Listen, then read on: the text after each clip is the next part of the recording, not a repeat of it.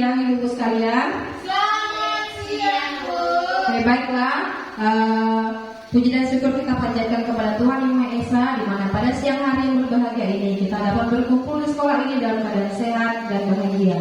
Nah, saat ini ibu kita, teman kita Bu Rosalina Saragi, yang merupakan calon guru penggerak angkatan 9, akan memaparkan diseminasi budaya positif di sekolah kita ini, SMP Negeri 2 Beringin 1 Atap, di mana nantinya ketika Bu Rosa memaparkan, kiranya dapat bermanfaat buat kita dan dapat kita aplikasikan di sekolah kita ini dan kepada siswa-siswa kita.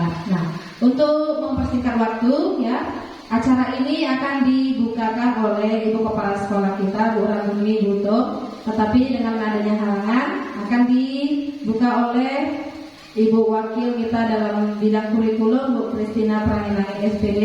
Waktu dan tempat kami persilakan. Ya, terima kasih kepada Ibu Moderator. Baiklah Bapak Ibu, selamat siang dan salam sejahtera untuk kita semua. Iya, baik, masih semangat Bapak Ibu ya. Baiklah Bapak Ibu yang sudah hadir di tempat ini, kita akan mendengarkan nanti materi yang akan disampaikan oleh Ibu Rosalina Saragi, di mana materinya ini adalah mengenai budaya positif. Harapannya Bapak Ibu semuanya nantinya setelah kita dengarkan materi ini, kita bisa laksanakan, kita terapkan Bapak Ibu di lingkungan sekolah kita tercinta ini di SMP Negeri 2 Beringin 1 Atap. Nanti boleh kita awali dari hal yang kecil dulu, terkhusus Bapak Ibu wali kelas, mungkin nanti boleh buat keyakinan kelas di kelasnya masing-masing. Nah, harapannya budaya positif ini bisa memang menjadi budaya di sekolah kita SMP Negeri 2 Beringin 1 Atap. Mungkin itu aja yang bisa saya sampaikan mewakili Ibu Kepala Sekolah. Selamat siang dan salam sejahtera untuk kita semua. Saya kembalikan kepada Ibu Moderator. Oke, baiklah. Untuk mempersingkat waktu kepada Bu Rosalina agar memaparkan hasil diseminasi budaya positifnya.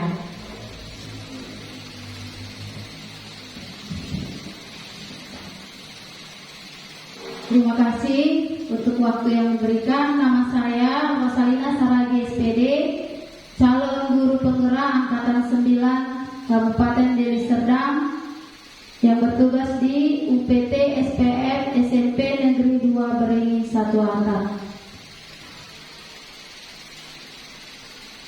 Di sini saya akan memaparkan tentang budaya sekolah. Apa itu budaya sekolah? Kenapa budaya sekolah itu penting? Nah, kita akan tahu bagaimana budaya sekolah dan bagaimana pentingnya budaya sekolah untuk di sekolah kita ini. Budaya positif yaitu nilai-nilai keyakinan-keyakinan dan kebiasaan-kebiasaan yang ada di sekolah kita yang berpihak pada murid, sehingga murid dapat berkembang menjadi pribadi yang kritis, penuh rasa hormat dan bertanggung jawab. Nah, di sini budaya positif yang sudah pernah kita lakukan di sekolah ini, misalnya dengan budaya 5S, salam, senyum, sapa, sopan dan santun. Nah, setiap pagi di gerbang itu sudah ada nanti menunggu Bapak Ibu guru piket, wakase dan guru BK. Jadi bersama-sama setiap pagi membudayakan budaya positif. Yang kedua yang biasa kita lakukan yaitu CLBK, cinta lingkungan bersih di sekitar sekolah, yang kita laksanakan pada hari Sabtu, yaitu membersihkan lingkungan di sekitar sekolah dan mungkin yang lain juga. Selanjutnya,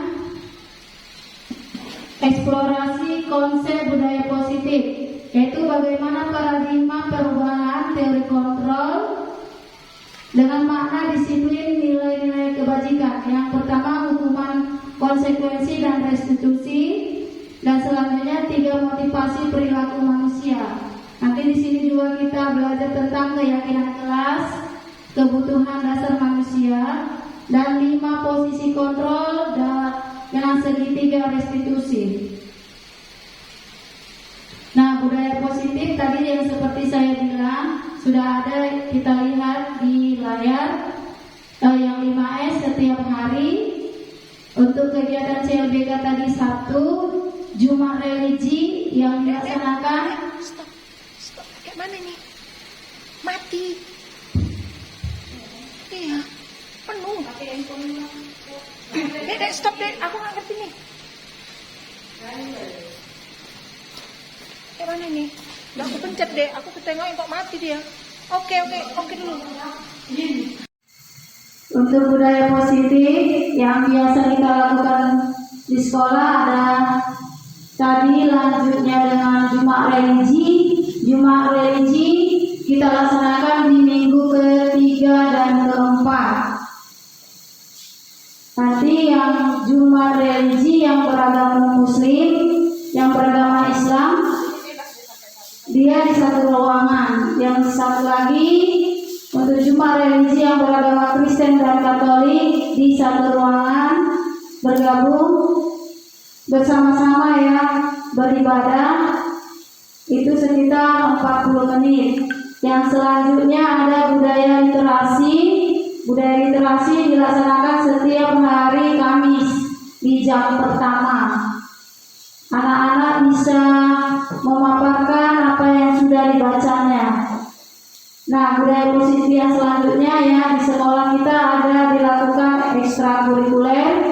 Itu ada ekskul pramuka, ekskul paskibra, ekskul sepak bola, dan menari.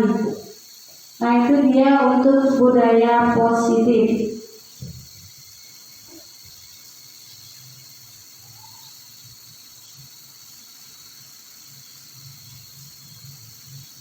Untuk eksplorasi konsep budaya positif ada beberapa yang perlu kita perhatikan, yaitu paradigma perubahan teori kontrol, makna disiplin nilai-nilai kebajikan. Yang pertama, hukuman konsekuensi dan restitusi. Terus dia keyakinan kelas, 5 posisi kontrol, makna disiplin nilai-nilai kebajikan, 3 motivasi perilaku manusia, lanjut dengan kebutuhan dasar manusia, dan segitiga restitusi. Nah, di sini kita bisa melihat, ya ini tadi ada contoh. Untuk coba buka Anda untuk tugas. Amananda. Tangan bisa kurang itu. Ayo buka, cobalah buka tangan Anda. Tugas Anda adalah merupakan salah satu tangan Anda. Coba Anda bayangkan bahwa Anda menyimpan sesuatu itu sangat berharga di dalam kepalan tangan Anda. Yang perlu Anda jaga benda tersebut sekuat tenaga Anda, karena begitu pentingnya untuk kehidupan Anda. Tugas B, rekan Anda adalah mencoba dengan segala cara untuk membuka kepalan tangan Anda. Teman Anda B boleh membujuk, menghardik, mengintimidasi, memerangi, menggoda, menggelitik, bahkan menawari uang agar Anda bersedia membuka kepalan tangan Anda.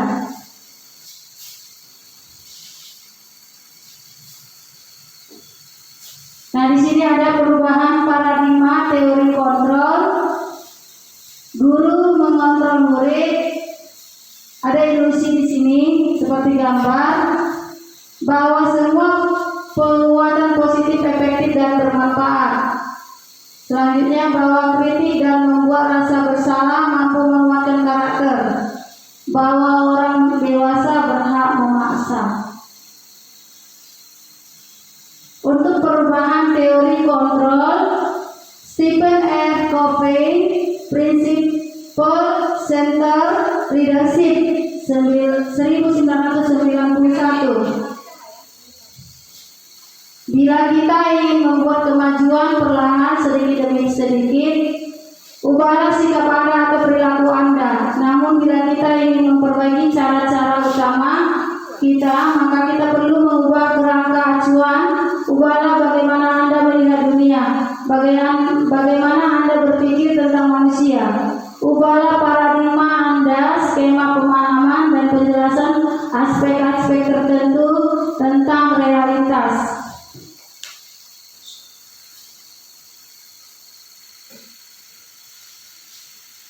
Perubahan paradigma stimulus, respon teori. Bisakah kita mengontrol seseorang?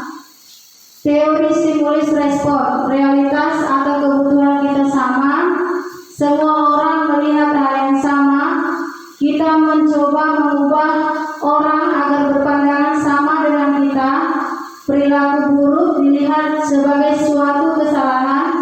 Orang lain bisa mengontrol, saya bisa mengontrol orang lain. Pemaksaan ada pada saat rujukan gagal. Ini adalah model berpikir menang atau kalah.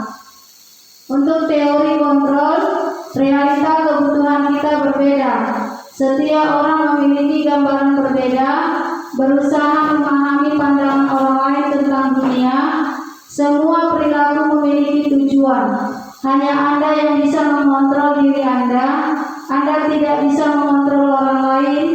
Kolaborasi dan konsensus menciptakan pilihan-pilihan baru.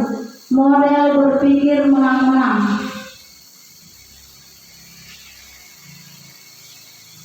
Makna disiplin. Bapak Ki Hajar Dewantara kita mengatakan bahwa di mana ada kemerdekaan, disitulah harus ada disiplin yang kuat. Sungguh pun disiplin itu bersifat self-disiplin, yaitu kita sendiri yang mewujudkan dengan sekeras-kerasnya, tetapi itu sama saja. Sebab jika kita tidak cakap melakukan self-disiplin, wajiblah penguasa mendisiplinkan diri kita, dan perubahan dan peraturan harus ada di dalam suasana yang merdeka. Ki Hajar Dewantara, pemikiran konsepsi keteladanan sikap merdeka. Ini dari cetakan kelima 2013 halaman 470.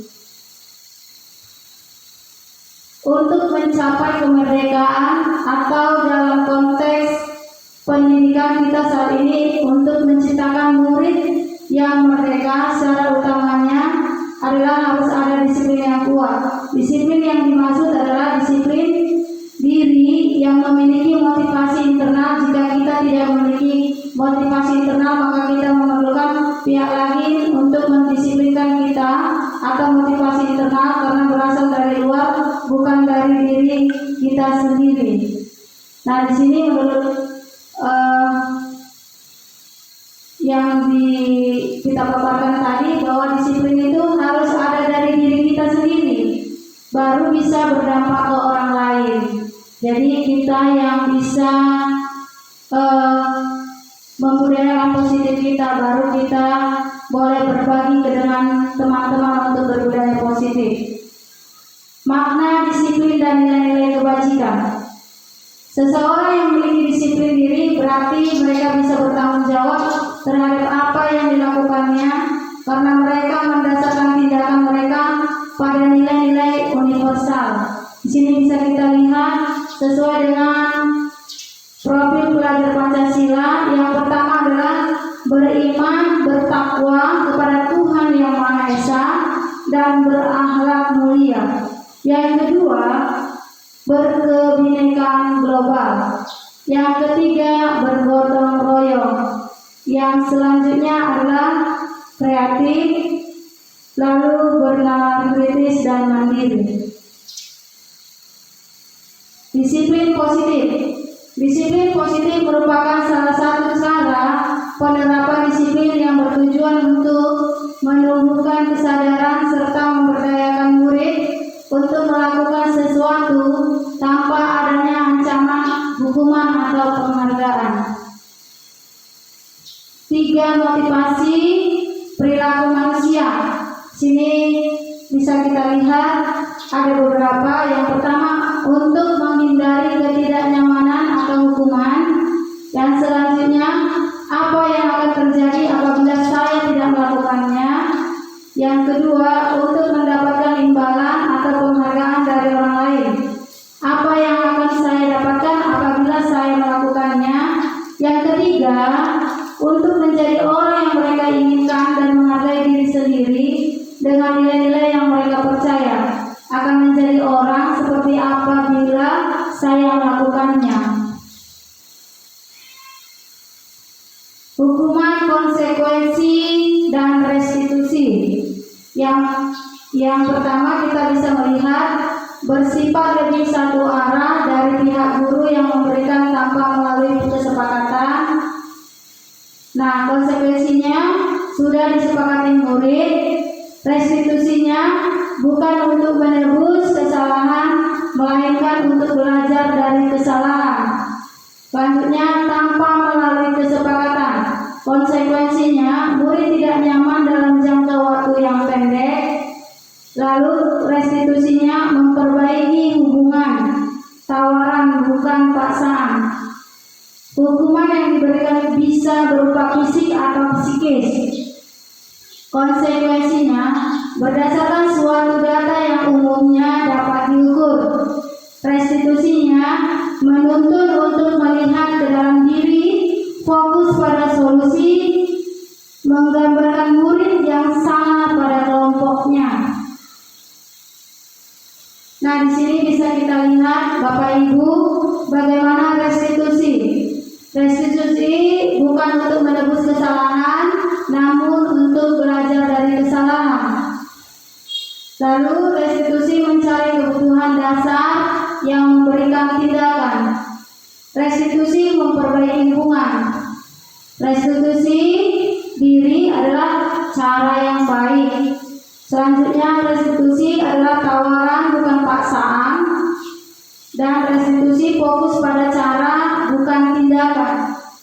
Restitusi menuntun untuk melihat ke dalam diri, dan selanjutnya untuk memberikan tindakan. Restitusi yang menguatkan.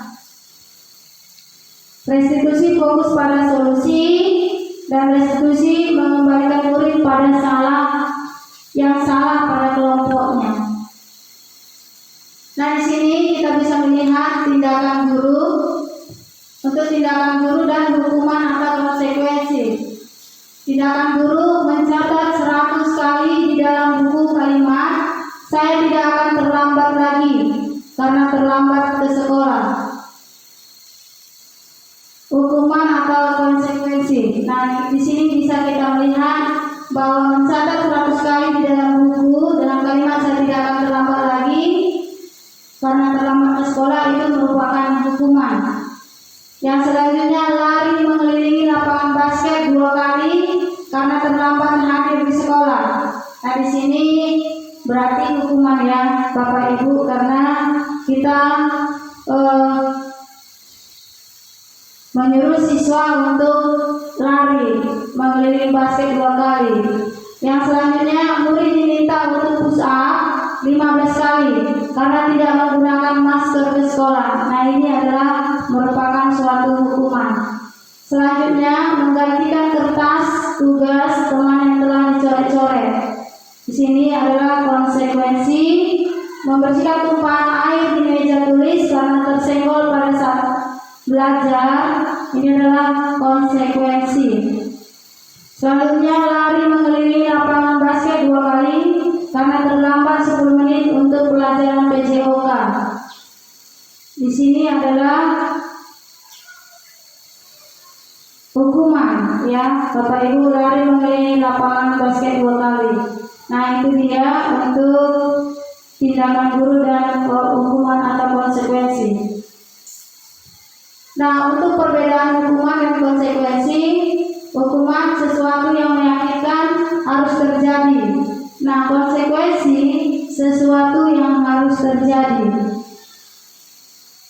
Di sini bisa kita lihat contoh beberapa hukuman dan konsekuensi. Yang hukuman yang pertama, membuat anak sakit atau fisik maupun hati untuk jangka waktu yang lama. Selanjutnya, membuat anak merasa tidak nyaman dalam jangka waktu yang pendek. Lanjut dengan anak membenci kedisiplinan. Untuk konsekuensinya, anak menghargai disiplin. Untuk hukuman paksaan, konsekuensinya stimulus, tanggapan mendorong anak agar mudah menyesuaikan diri. Yang selanjutnya, mendorong anak menyakiti diri sendiri. Konsep diri yang buruk. Untuk konsekuensinya, konsep diri yang baik. Hukuman, anak belajar untuk menyembunyikan kesalahan. Konsekuensinya, anak belajar untuk mematuhi peraturan.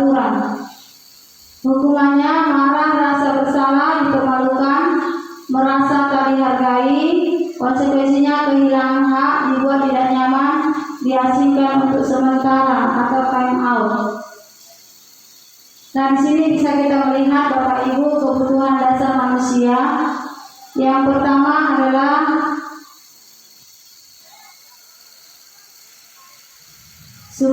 yang di dalam lingkaran di sini adalah cinta kasih yang diterima. Selanjutnya penguasaan, selanjutnya kebebasan, dan selanjutnya adalah kesenangan. Di sini ada contoh untuk tadi dia kebutuhan dasar manusia. Ibu Ani, guru kelas 5 SD di SD Pelita Hati, sedang bingung menghadapi ulas salah satu murid di kelasnya, Agus. Beberapa anak telah datang dan mengeluhkan Agus yang seringkali meminta bekal makan siang mereka dengan paksa. Jika Anda menghadapi situasi seperti Ibu Ani, apa yang akan Anda lakukan? Menurut Anda, kira-kira apa alasan Agus melakukan hal itu? Nah, dalam konteks penerapan disiplin positif, Ibu Ani sebaiknya mencari tahu alasan Agus melakukan tindakan tersebut agar mengetahui kebutuhan mana yang sedang berusaha dipenuhi Agus. Yang pertama, apabila jawaban Agus karena ia lapar dan orang tuanya tidak membawakannya bekal makan siang, kebutuhannya adalah bertahan hidup. Apabila jawaban Agus karena ia senang teman menjadi memperhatikan dia, kebutuhannya adalah cinta dan kasih sayang, yaitu kebutuhan untuk diterima. Yang selanjutnya, apabila jawaban Agus adalah dia merasa hebat karena temannya jadi takut dan menuruti keinginannya, kebutuhannya adalah penguasaan atau pengakuan atas kemampuan. Selanjutnya, apabila jawaban Agus karena dia merasa bosan dengan bekal yang dibawakan ibunya karena selalu membawakan bekal yang sama, kebutuhannya adalah kebebasan atau kebutuhan akan pilihan. Selanjutnya, apabila jawaban Agus adalah karena iseng saja dan dia menikmati ekspresi wajah temannya yang kesal karena diambil makanannya, kebutuhannya adalah kesenangan. Nah, di sini kita bisa melihat Bapak Ibu 5 posisi kontrol. Yang pertama, untuk di sini motivasi, identitas gagal atau kontrol dari luar, identitas berhasil atau kesuksesan atau kontrol dari luar, identitas berhasil, sukses atau kontrol dari luar. Di sini kita bisa melihat ada 5 posisi kontrol Bapak Ibu: penghukum, pembuat merasa bersalah, teman, pemantau, dan manajer. Nah, di sini kalau segi penghukum, gurunya berbuat menghardik, menunjuk, menyakiti atau menyindir. Nah, pembuat rasa bersalah di sini berceramah dan membuatkan alasan mengatakan untuk muridnya seharusnya. Gitu. Dia kalau misalnya pembuat merasa bersalah kepada siswa, ibu kecewa, kamu datang terlambat. Nah, seperti itu. Jadi pembuat bersalah kepada siswa. Nah, sebagai teman itu tadi bisa mengatakan untuk muridnya. Nah, kita bisa merangkul siswa atau murid itu, kita bisa membuat dia jadi teman, bertanya kenapa. Dan selanjutnya pemantau, menghitung dan mengukur. Baru manajer mengajukan pertanyaan-pertanyaan.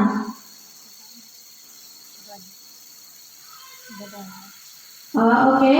Yang selanjutnya posisi kontrol itu, nah bisa kita lihat tadi ada beberapa Bapak Ibu, jadi dapat memposisikan sebagai manajer.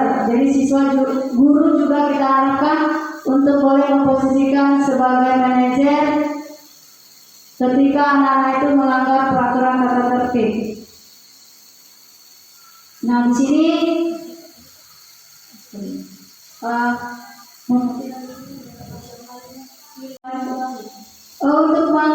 di sini kita bisa lihat bagaimana tentang keyakinan kelas, perbedaan kelas, dan kesepakatan kelas, dan peraturan kelas. Nanti ini ada kita lihat ya Bapak Ibu, keyakinan kelas yang kita akan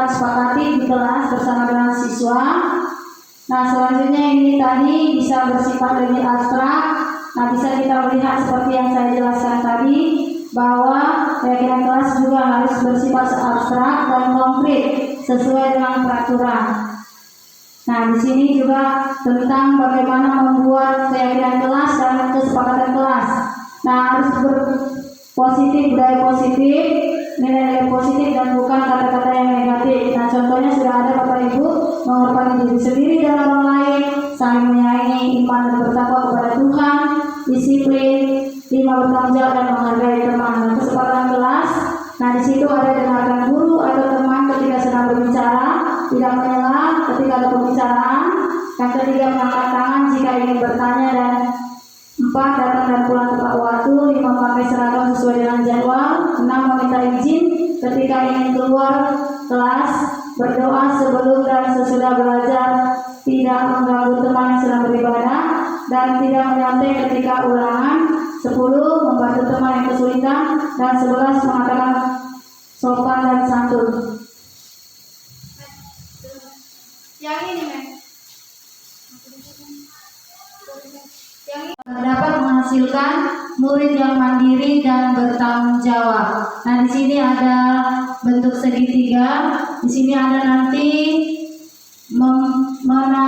menstabilkan identitas yang pertama, baru yang kedua validasi tindakan yang salah, yang ketiga menanyakan keyakinan kelas. Nah, ketika nanti ada siswa yang bermasalah, misalnya terlambat masuk ke kelas, nah kita tidak langsung menjadi penghukum, tetapi kita pertama-tama menstabilkan identitas. Nah, kita menanyakan kenapa hal itu terjadi. Yang kedua, memvalidasi tindakan salah, menanyakan kepada siswa bahwa tindakannya itu salah. Yang selanjutnya, menanyakan keyakinan kelas. Tentang keyakinan kelas yang sudah disepakati, berarti datang tepat waktu.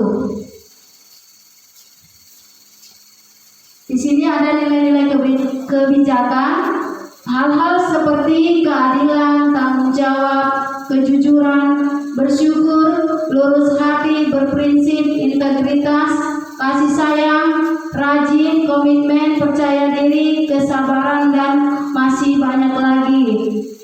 Berarti tadi seperti contoh yang terlambat, itu hal-hal kebijakannya adalah dengan kejujuran, ya, dia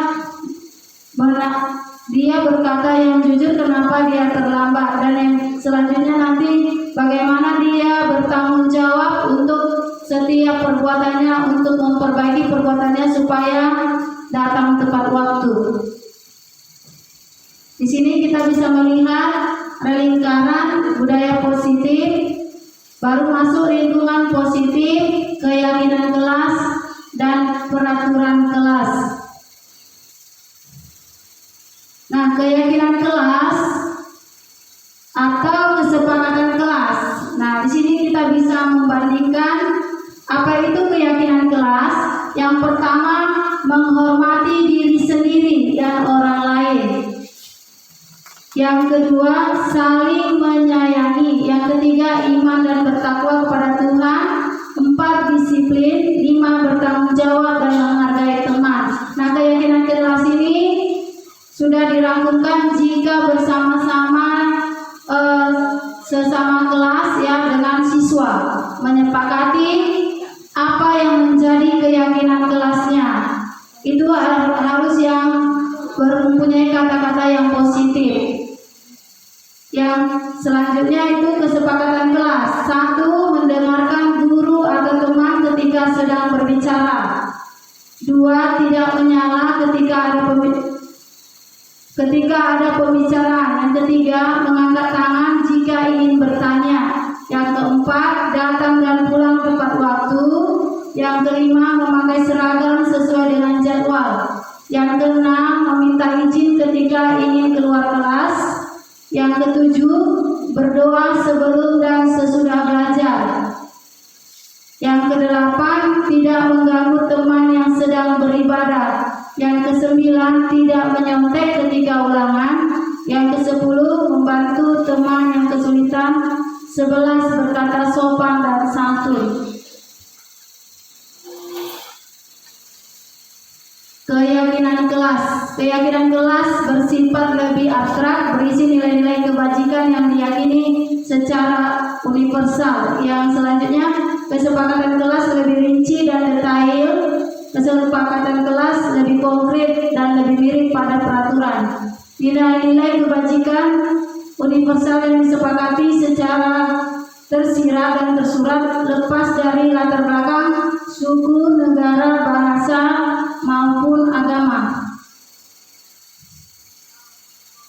Nah, di sini kita bisa melihat yang seperti apa keyakinan kelas menurut Gosen. Keyakinan kelas adalah nilai-nilai kebajikan atau prinsip-prinsip universal yang disepakati bersama secara universal, lepas dari perbedaan agama, suku, negara, dan bahasa.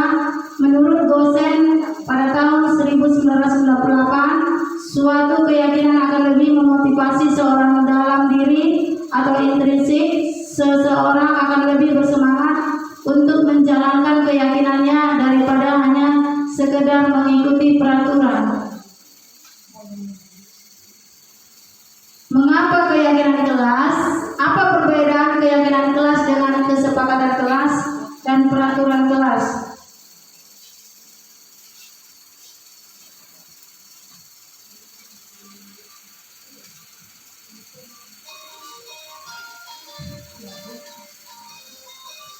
Ini untuk segitiga restitusi, suatu proses tadi yang ada bentuk segitiga. Kita bisa melihat untuk menstabilkan identitas, validasi tindakan salah, menanyakan keyakinan kelas. Yang pertama tadi bisa kita lihat, satu, menstabilkan identitas. Yang pertama, berbuat salah itu wajar. Yang kedua, tidak ada manusia yang sempurna. Yang ketiga, Bapak Ibu juga pernah melakukan itu. 4, Bapak Ibu tidak mau mencari siapa yang salah, tetapi Bapak Ibu ingin mencari solusi dari permasalahan ini. 5, kamu berhak merasa begitu. Selanjutnya yang kedua, validasi tindakan yang salah. 1, kamu pasti punya alas dan mengapa melakukan hal itu. Kedua, padahal kamu bisa melakukan yang lebih buruk dari ini. Ya. 3, kamu patut bangga karena telah melindungi sesuatu yang penting buatmu. 4, kamu melakukan karena mempertahankan sesuatu yang penting bagimu.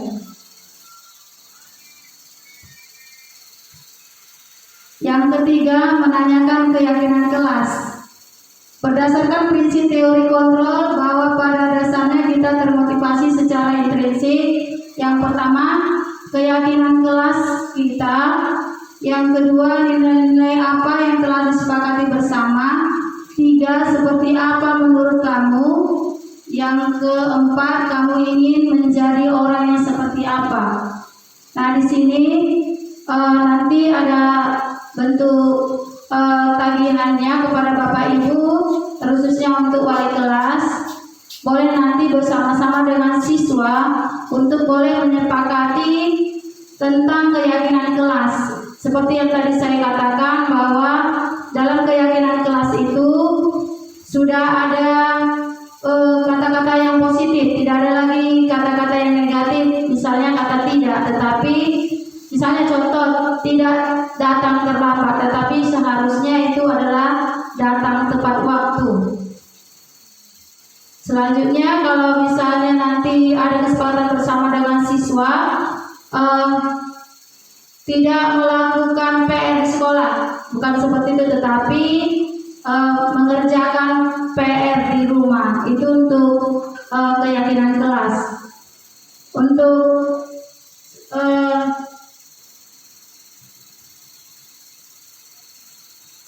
contoh penerapan segitiga restitusi. Untuk contoh segitiga restitusi boleh dilihat di sini. Nantinya ketika ada siswa datang terlambat. Nah, ketika siswa itu datang terlambat, Bapak Ibu tidak ditegur di situ, tetapi bisa dipanggil ke kantor. Jadi nanti bisa diterapkan segitiga restitusi. Kita menanyakan kepada anak tersebut kenapa anak tersebut terlambat.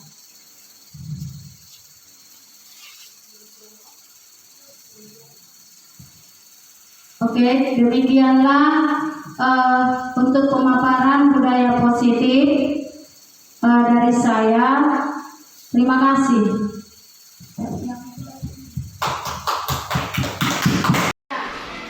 Anak-anak, kita akan belajar tentang budaya positif. Nah, budaya positif yang ada di sekolah contohnya adalah 5S. Ya, karena 5S yang kita lakukan setiap pagi di gerbang. Yang di gerbang sudah ada di situ guru BK, guru piket, dan wakasek. Ya. Nah, di situ kamu akan menyapa gurumu dengan senyum, sapa, salam, sopan, dan santun. Nah, setiap pagi kita memberikan sapa dengan guru-guru. Nah, yang sekarang kita akan belajar tentang keyakinan kelas, ya. Di sini ada keyakinan kelas, ya. Nanti di sini kamu ibu mintakan, ya, untuk menuliskan keyakinan kelas masing-masing. Nanti ibu bagi 4 kelompok. Kelompok 1 yang ini, barisan ini, kelompok 2, kelompok 3, dan kelompok 4. Ini dibagi untuk kelompok 1. Terus ini kelompok 2. Terus ini kelompok 3. Kelompok 4. Oke. Nah, di sini nanti kamu membuat keyakinan kelas dengan bahasa yang positif. Contohnya, ya, datang tepat waktu. Tidak boleh dengan kata negatif. Contohnya kata negatif, tidak boleh terlambat. Di situ berarti yang untuk positifnya datang tepat waktu.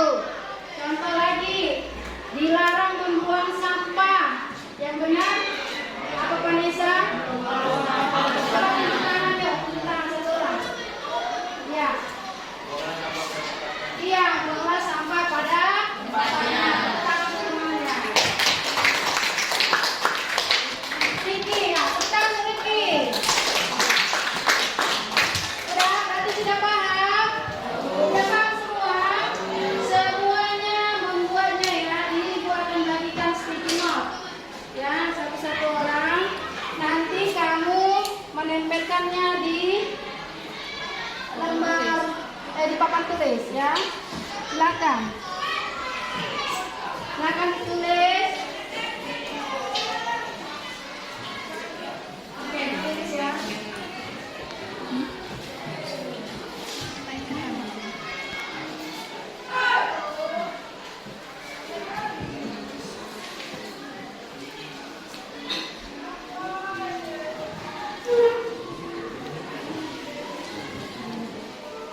Yang sudah dibagi silakan tulis di note.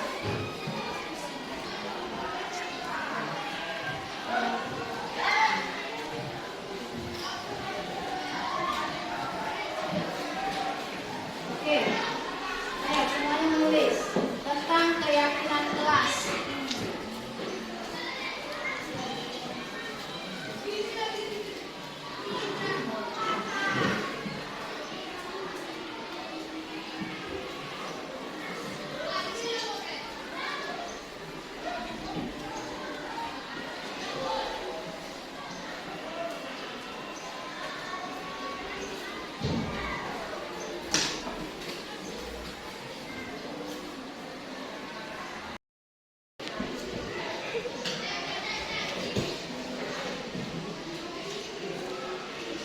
Sudah selesai? Sudah selesai?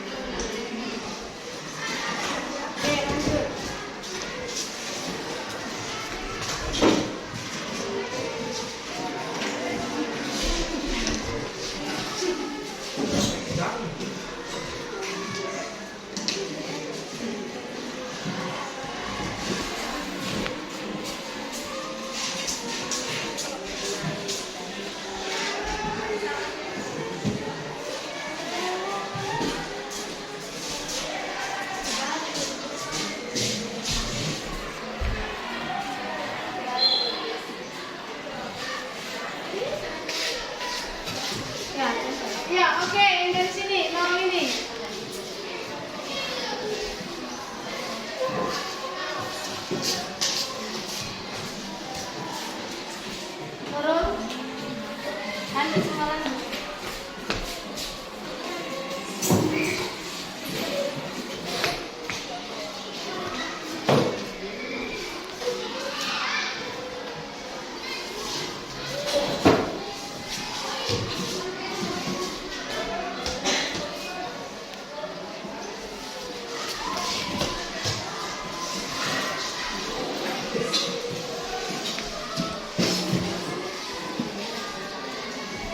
Sudah, ngomongin sudah.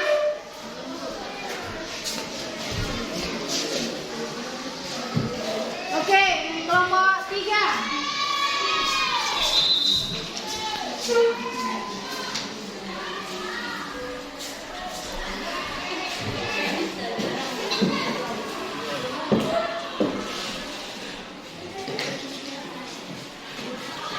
Oke.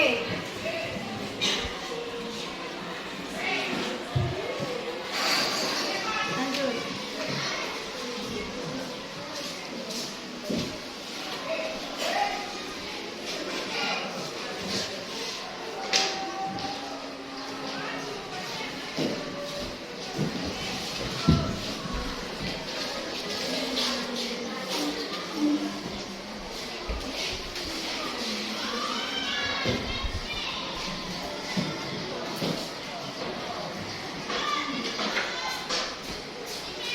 Lanjut kelompok 4.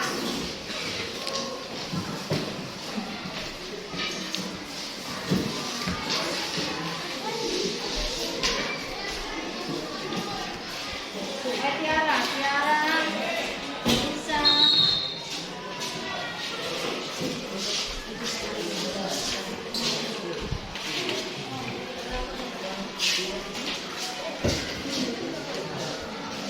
Ya, Rifki, siapa?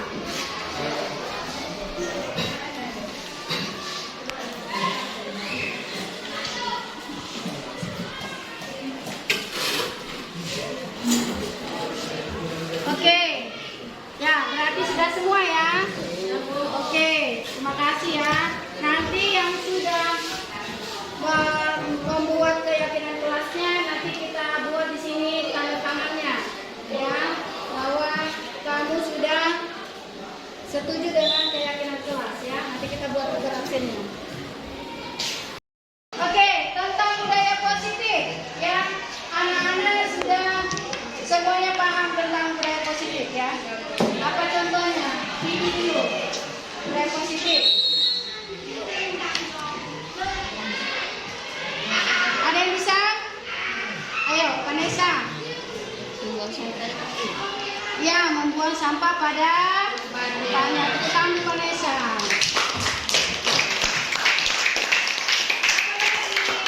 Tadi kan menyapa guru ketika berjumpa di jalan. Selamat pagi Bu, selamat pagi Pak. Paham? Ada lagi Nurul, budaya positif. Tadi sudah ada di keyakinan kelas kan? Keyakinan kelas itu juga terdapat budaya positif. Ayo tadi membuang sampah pada tempatnya. Nurul? Iya, tertib di dalam kelas. Tepuk tangan untuk Nurul. Untuk budaya positif ada yang kurang jelas di budaya positif. Nah, untuk apa budaya positif itu kita kerjakan? Supaya apa? Menunjukkan bahwa kita adalah siswa SMP Negeri 2 Beringin. Nah, untuk keyakinan kelas ini sudah bisa kita buat di dalam kelas, ya, di dalam kelas. Dan kita tadi sepakat untuk semuanya bisa mengerjakannya dengan baik, ya kan? Nah, jadi semuanya wajib mengerjakannya karena apa? Keyakinan kelas itu bersama-sama kita kerjakan. Sampai di situ ada yang kurang jelas? Terima kasih semuanya. Budaya positif, penerapan segitiga restitusi.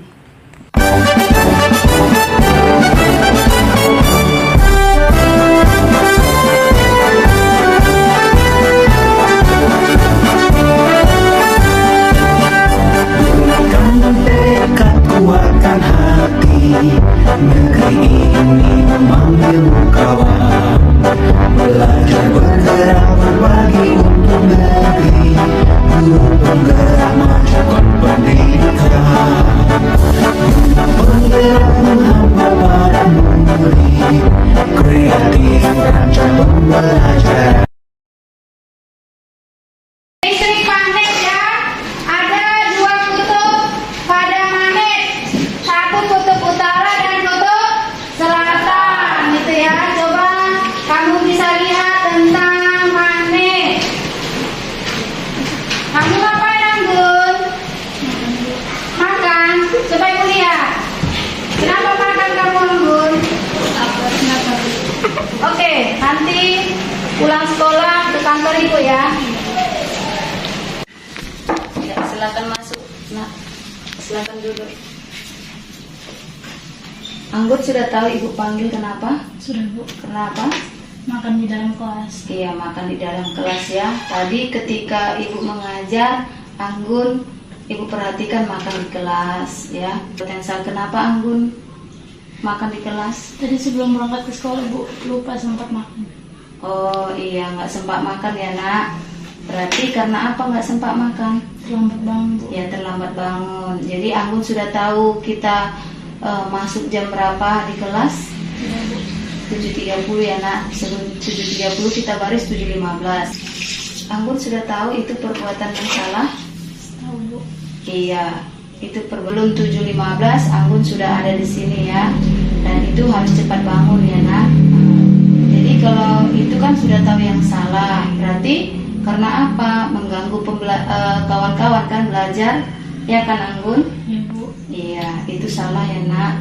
Nah, Anggun sudah tahu keyakinan kelas kita apa? Sudah Bu. Apa itu nak? Saat pembelajaran dimulai, tidak ada yang boleh makan kelas. Iya, berarti tidak boleh makan di kelas. Biar nggak terulang lagi, gimana Anggun? Nggak diulangi lagi Bu perbuatannya. Iya, tidak diulangi lagi. Jadi supaya itu tidak terulang lagi gimana? Kita cepat bangun Bu. Terus? Di sarapan di rumah. Iya, jadi sempat makan Di rumah. di rumah. Memang semua manusia pasti pernah berbuat kesalahan, tetapi Anggun harus memperbaiki supaya bisa sempat sarapan lagi. Berarti dengan cara cepat bangun, begitu ya nak, supaya tidak terulang lagi. Ya, terima kasih Anggun. Iya.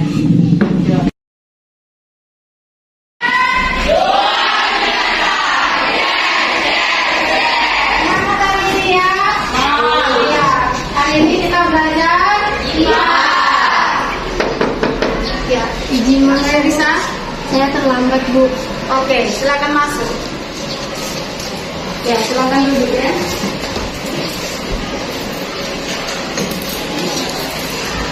Ya, hari ini kita belajar IPA tadi ya, tentang perkembangbiakan hewan.